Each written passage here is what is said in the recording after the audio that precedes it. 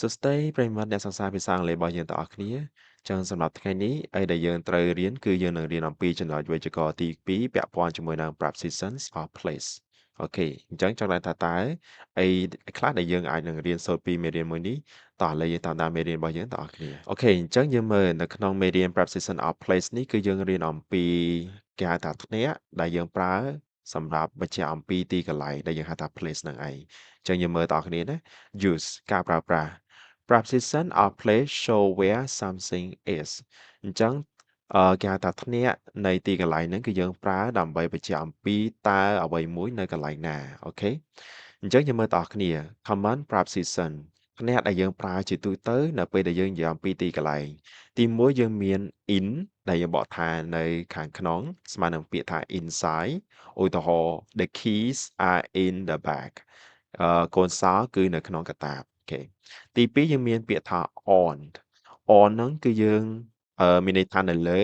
ជាទូទៅ on a surface មានន័យថាយើងដាក់អីមួយនៅលើផ្ទៃរាបណាមួយណាកាលណាយើងដាក់អីមួយនៅលើផ្ទៃរាបហ្នឹងគឺយើងប្រើទៅលើធ្នាក់ on ហ្នឹងឯងឧទាហរណ៍ដូចជា the book is on the table មានន័យថាសៀវភៅគឺនៅលើតុអញ្ចឹងមានន័យថាយើងដាក់សៀវភៅនៅលើតុរបស់យើង number 3យើងមាន under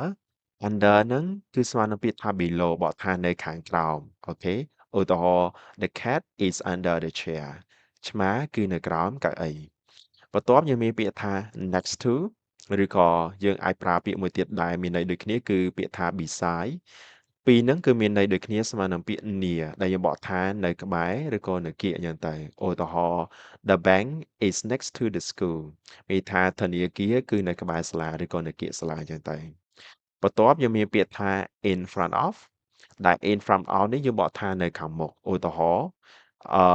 the car is in front of the house រថយន្តគឺនៅខាងមុខផ្ទះមួយទៀតយើងមានពាក្យថា behind នេះយើងបកថានៅខាងក្រោយឧទាហរណ៍ the garden is behind the house មានថាសួនច្បារគឺនៅខាងក្រោយ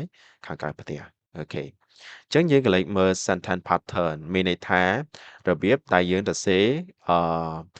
ដាក់ទីតាំងរបស់ preposition ឲ្យបានត្រូវអញ្ចឹងជាទូទៅរាល់របស់យើងគឺតែងតែមានវត្តមានរបស់ subject ដែលយើងបកថាប្រធានដែលជាអ្នកធ្វើអំពើក្នុងរបស់យើងហើយបន្តមកគឺយើងប្រើជាមួយនឹង to be គេស័ព្ទ to be របស់យើងគឺមានដូចជា am is are was were អញ្ចឹងទៅតែយើងប្រើឲ្យត្រូវតាមលក្ខខណ្ឌបច្ចុប្បន្នឬក៏អនាគតឬក៏អតីតកាលអញ្ចឹងទៅហើយបន្តមកយើងប្រើជាមួយនឹងធ្នាក់របស់យើងហើយនឹងបូកជាមួយទីកន្លែងហើយទីកន្លែងរបស់យើងហើយនឹងអត្ថន័យរបស់វាគឺស៊ីសងទៅលើការប្រើធ្នាក់របស់យើងនឹងឯងតើវានៅខាងក្រោមនៅលើនៅឆ្វេងនៅស្ដាំឬក៏នៅមុខនៅកន្លែងបែបហ្នឹងឯងគឺយើងដាក់វាតាមហ្នឹងយើងមើល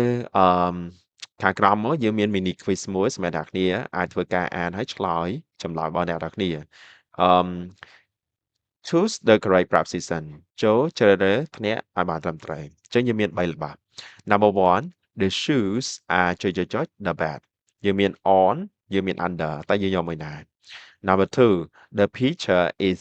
the wall យើងមាន in យើងមាន on ហើយទី3 the bus stop is the supermarket យើងមានពាក្យ next to និងពាក្យ under តើអ្នកនាងរើសយកចម្លើយមួយណាអញ្ចឹងសូមកុំភ្លេច comment ចម្លើយអ្នកនាងនៅខាងក្រោមវីដេអូនេះផងសម្រាប់វីដេអូផ្សេងទៀតយើងនឹងជួបគ្នាជាមួយនឹងវីដេអូមេរៀនផ្សេងទៀតពេលក្រោយទៀតអរគុណច្រើន